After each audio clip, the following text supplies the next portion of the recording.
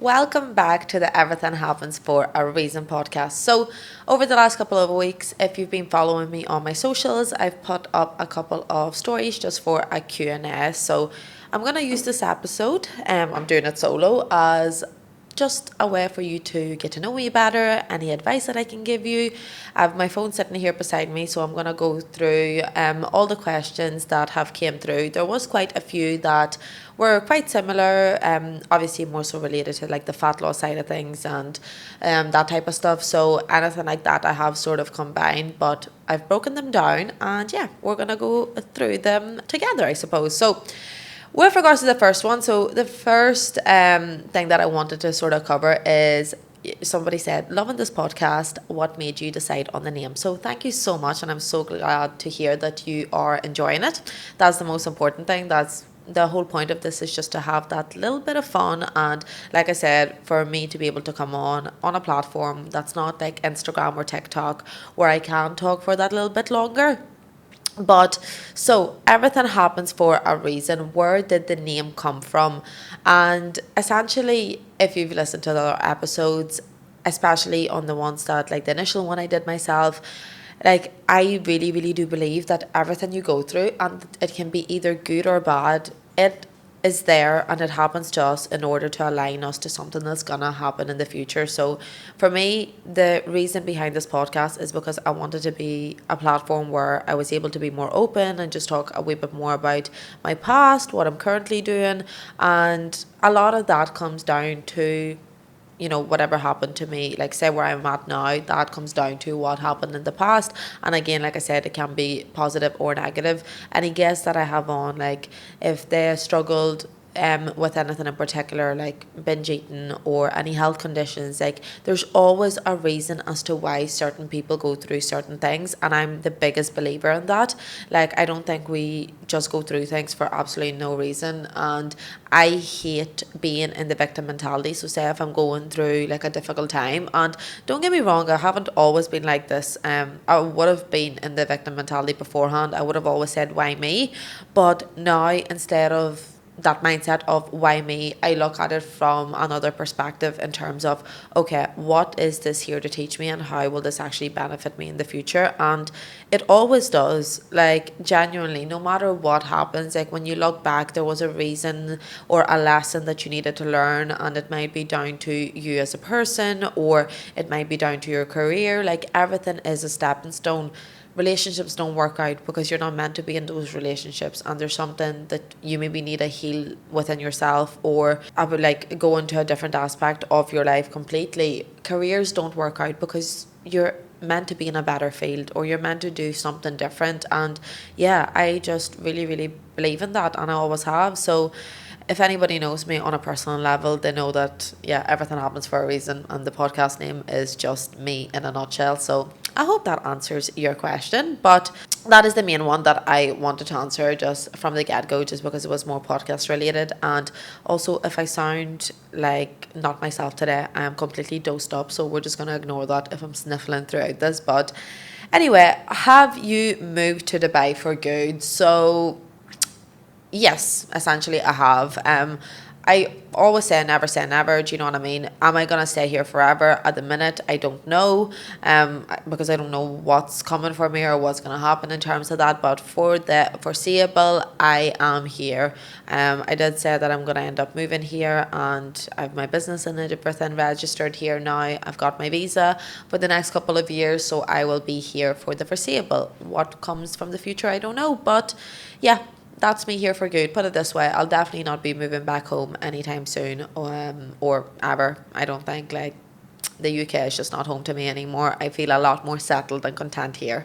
But yeah, next question. I'm currently a PT and want to make the move online, but don't know where to start. Any tips? So I feel like I have a lot of tips to give here, to be completely honest. Look, if it's in your head, it is something that you need to do. Okay, you need to do it for yourself, and the only way you're gonna be able to do that is if you literally double the workload that you're currently doing. And I hate to be the bearer of bad news, but that is what's necessary. So I was personal training for years. I think I was personal training for about 3-4 years, and then I did a mixture of both. I did online and PT and sort of gradually made the transfer. And essentially, the way I did it was obviously with personal training, it's a lot more of a secure job. Okay. Yes, you're still in the same industry where if you're not busy certain months are going to be quieter and other months are going to be busier. So, like, your finances will be up and down. You don't have a consistent salary. But if you know you have, for example, 10 clients, you know what your salary is going to be or what your wage is going to be at the end of the month. With online, it's not like that because clients come and go all the time. You're able to help more clients though, so there is more potential for you to make more money and bring more value to people because you can actually help more people. But when initially starting up, it is quite scary. Okay, so taking that leap can be quite intimidating. So the way I did it myself was I went from personal training to doing both. I started cutting back my hours on personal training. So at the time, like, I was doing ridiculous hours, to be honest. I think I would have been working like 70 hours a week or something like that every single day. So I cut that down to 60 to 50, and just over time I just gradually started to bring it down. So like, it took me a long time. It took me, I would say, over a year to go fully online. And the time that I decided to take a risk is whenever my wage at the end of the month was sort of balancing out between PT and online as well. Okay, because what you have to remember is you essentially have two incomes at that time. When you just go fully online, you're going to be back down to one income, but you'll also have more time to push your business and scale your business, which is the most important thing. But yeah, taking the risk is the only way you're going to find out. Like, I did not feel confident doing it. I wasn't 100% sure if it was going to work. I didn't know what to expect. And now looking back, it's the best decision I ever made. But if I never took that risk, I would have still been in the gym environment probably for another couple of years. And I would have just been pushing the process back and back and back even more. So I would say, once you are in a comfortable state where you are making enough money to get by, I'm not talking about making ridiculous money that you're making profit and stuff like that. As long as your bills are paid, you're fed, your family's looked after, you can sort of take that leap if you're making similar amount of money that you would as your personal training. But then what that means is you have so much more time to focus on your business and scale your business, which is the most important thing with online. And that's where the potential from online comes. And obviously you can do it from anywhere. So take the risk, but like, I know for myself, I'm not a person that can just drop everything and go. I needed that wee bit of security. I took my time with it until I felt comfortable enough to do it. Still not confident, but in a position where I was like, okay, I can get by if I make nothing from my clients, you know? So yeah, just take the risk. But if you're like me and a wee bit weary about it, just take your time with the whole process. Are you going to compete again this year? No, absolutely not.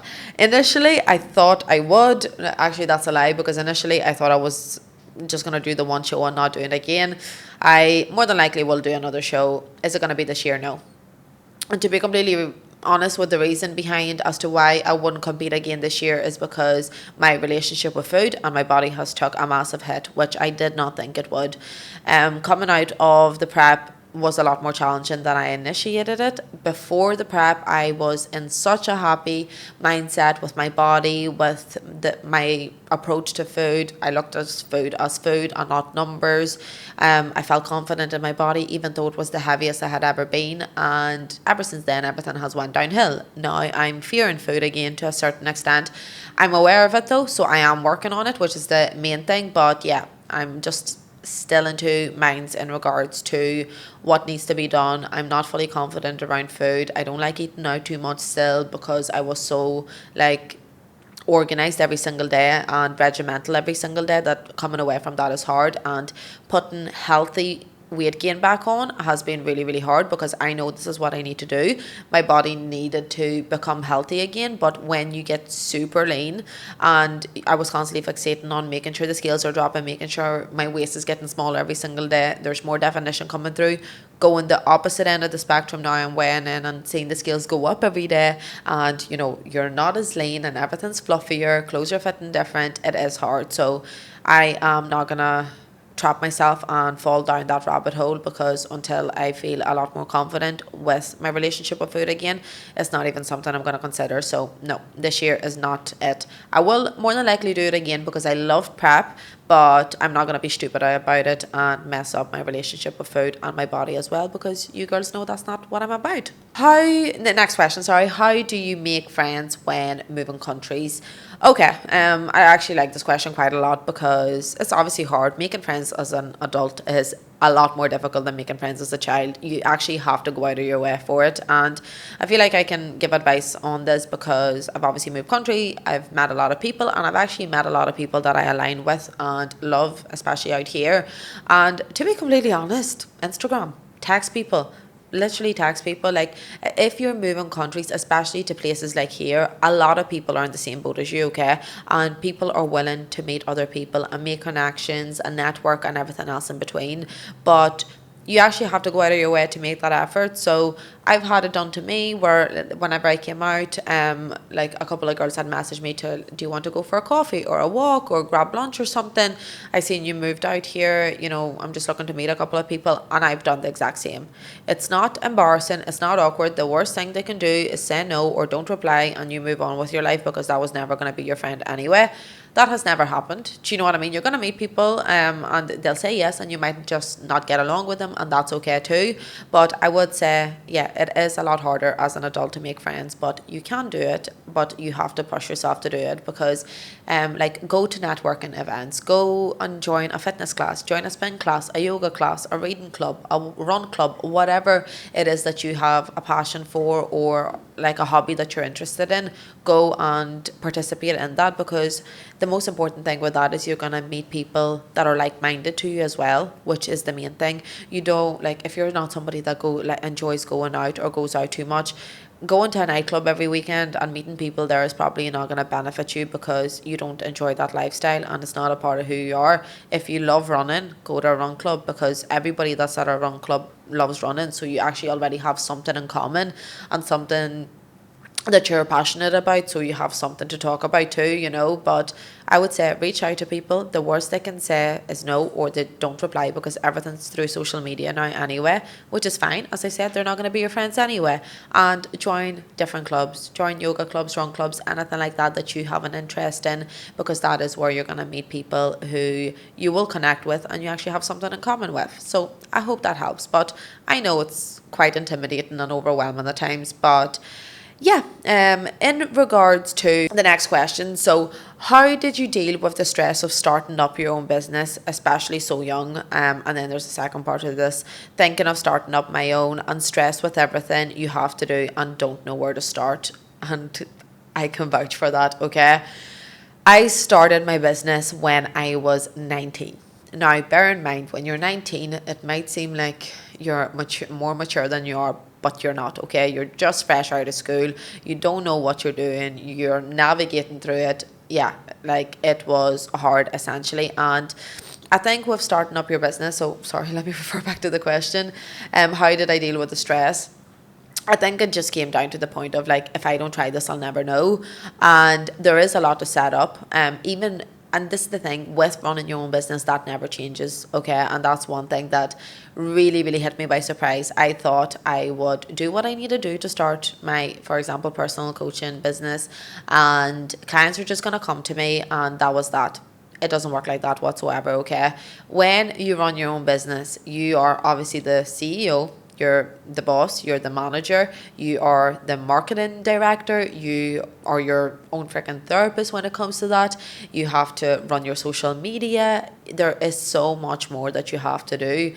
You're an accountant, you're in charge of your finances, you do your emails, you're your receptionist. Unless you get a team on board down the line, you don't realize how much actually goes into it, and you have to take on about 20 different roles and put that all under your name, essentially. But look, if it's your business, if you're starting a business, I really hope it's something that you're super passionate about and super excited about, which will motivate you. Do your research, okay? Do your research, and don't rush into the process as well. I would say do your research, write everything out that you need, and just take it step by step when it comes to that. Like, even with different projects in, like, your own business, for example, when you're launching this podcast, as an example, was in the making and in the back of my head, and I was planning it out and coming up with the marketing and everything else 6 months before it got released. I launched a plan, Confidence 365, the other day, just essentially rebranding myself again. I started that back in July, and it's currently the basically February. So that took 6 months as well. You know, projects take time. Don't expect things to just come together overnight. They won't. And it is a really, really stressful journey when it comes to running your own business. But there's two ways you can look at that, okay? When you're running your own business, anything that goes wrong falls back on you. So you have nobody else to blame, so you know what needs to be fixed. But also, everything that goes right will fall back on you too. And it's the most rewarding thing in the world. You know what I mean? Like, my business is my baby. If you know me, you know how much my business means to me. Everything outside of that, like, comes after. My work, my business, and my career always comes first. And the reason for that is because I love it and I'm super passionate about it. And all that stress that is behind the scenes, and trust me, girls, if you knew me, like, I'd be ripping my eyelashes out of my head, my eyebrows. I've lost half of my hair just from the stress of work, and that's unhealthy to a certain extent, but that, I'm not trying to scare you off, but I also wouldn't change it for the world. And that's one thing I always say, like, it's long hours sometimes things don't go the way you want them to. Sometimes you have to have hard conversations. You know, you have to fire people. If you are taking a team on board, you have to be strict with people. Sometimes you have to put people in their place, and you don't want to do that. Like, I'm not that type of person. I don't enjoy that. But when it's your business, you have to realize, like, what's most important, and it can be super stressful, but at the end of the day, it's only going to benefit you down the long run and benefit your business down the long run. So just remember your values, remember why you're doing it, and put a plan of action in place, and don't rush through the process. Take your time with it, because when you get the result, it's going to be super rewarding, and I can promise you that. So best of luck on your new venture.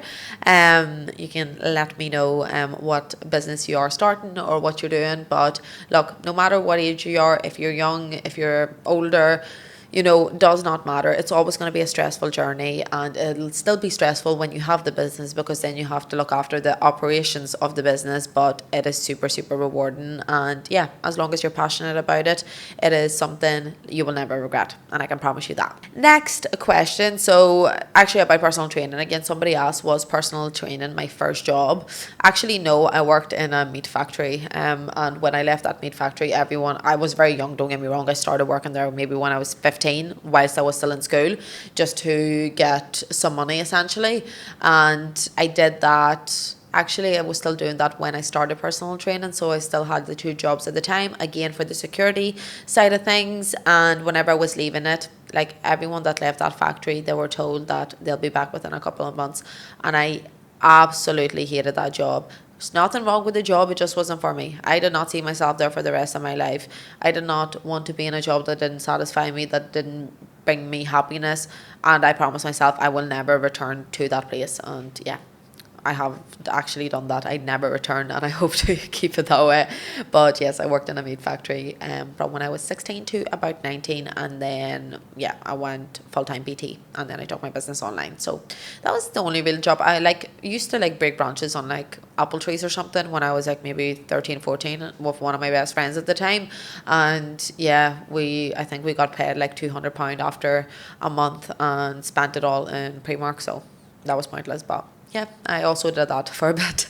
But anyways, next question. How much healthy fat should I consume to gain my period after 4 years of ED? So just want to give a trigger warning for this. If you are struggling with any sort of eating disorder, maybe skip this section, or if you want to listen to it, I will try to word it in a way that's not going to be triggering to anybody. But with regards to getting your period back, so if you have struggled with an eating disorder in the past where you've lost an excessive amount of weight, or even if you haven't but you just didn't look after yourself and you didn't eat enough and you lost your cycle as a result of that, it can be quite hard to gain that back. Now, to answer your question, if you still haven't got your cycle back, depending how long you've sort of come out of that process, and if you did struggle with an eating disorder, one thing I would not recommend for you to do is track your calories. I would just prioritize eating intuitively and regularly, so aim for 4 to 5 meals a day. How much healthy fat you need is different for everybody, but I would say on average you should be like at a minimum of 50 grams of healthy fats daily to get your hormones and everything working properly. But in saying that, your fats, as in your healthy fats, could be high, but if you're still under eating, you're not going to get your cycle back. Stress on the body, anything that you might be doing excessively as well, like all of those factors can come into play to bring in your cycle back. But it is like rather than looking at, fat loss or weight gain, or focusing too much on how you look and the physique side of things, I would focus on prioritizing your health first, getting your cycle back, prioritizing that side of things, and then you can look at all those other factors, because your health is your wealth at the end of the day. If you've lost your cycle because of dieting, or if you struggled like with food in general and you've lost your cycle as a result of that, it is a sign that your body is not in a position where it feels safe. So the most important thing is getting your body to feel safe again, so that it is working and functioning properly. So yeah, I would say no less than 50 grams of healthy fats, but I'd be more focused on just making sure that you are eating plenty and eating more to get your cycle back, which I understand can be quite difficult at times, especially when you maybe came from a restrictive background. But I hope that helps. Final question. I've been on 1200 calories for months now and I'm not losing weight. Should I go lower? So if you know me at all, you will know that I'm about to shout at you. No, 1200 calories is far too low for absolutely anybody. Your toddler should be eating 1200 calories, not a grown ass adult who has a full-time job, who's moving every single day. Do you know what I mean? That is not enough calories for anybody to function. So you should definitely not be eating 1200 or going any lower than that. Now, reality check, are you actually on 1200 calories? Because if you are on 1200, realistically, like the weight would be coming off you depending on how small you are at the minute. So the weight should be coming off you. Now, are you actually on 1200 calories? And what I mean by that is, are you weighing absolutely everything out? Are you tracking your hidden calories like oil, sauces, milk you're adding to tea and coffee? Do you tend to nibble? What's your weekends like? Are you tracking your weekends? Are you having meals out? Are you having alcohol? All of those things need to be incorporated in there as well, and really, really important to bear in mind, because a lot of people think they're eating 1200 calories when in reality they're not, and they're just tracking the things they want to be tracked. So I would say you're probably eating more than that and you're not actually in a deficit. That's why the weight loss has stalled, or you have crashed your metabolism from eating too little, and what you actually need to do is reverse diet and bring your calories back up to teach your body to burn calories whilst eating more food, because otherwise with a crash metabolism you're neither going to take a step forward nor backwards. You're just going to be stuck, constantly tired, constantly starving. Your body's slowed down in general. That is not normal, and that's not a way you should be feeling. And if you are truly on 1200 calories, I can guarantee you currently feel like shit. You're always tired, you're fatigued, you're not sleeping properly, your muscles are constantly cramping. That's warning signs from your body. So make sure you listen to those warning signs and please start eating more. That is all the questions that I will be covering today. Thank you so much for joining me on my solo episode. We will have a guest back again next week. But yeah, I hope you enjoyed this. Make sure you follow me on my socials as well. I will be doing these Q&As in the future. So if you do have any questions, you can obviously drop them in the Q&A boxes that I'll be posting. But besides that, I will see you all next Wednesday.